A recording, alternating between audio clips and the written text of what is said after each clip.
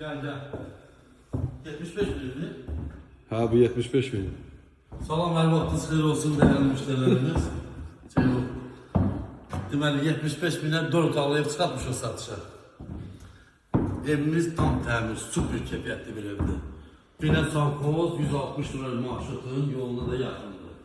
Axırına yaxındır, 190'ın yoluna yaxındır. Bu bir yatağı, bu belə bir super konak otağı. Qiymətində müşterilerimiz 75 bin liraya alınca çok güzel indirim olacaq.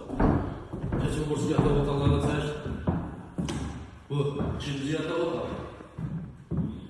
Bu üçüncü yatak otağı. Bu da hamam mərkəzi. Gece həyət yan sahasına çəkin. Değerli dostlarımız, bu da evimizin həyət yan sahası. Rahatsızlığına maşın daxil olunabilir. Burada yayda stol koyup çay içmeye, yemek yemeye. Bu da mangal, kebap vurmağa.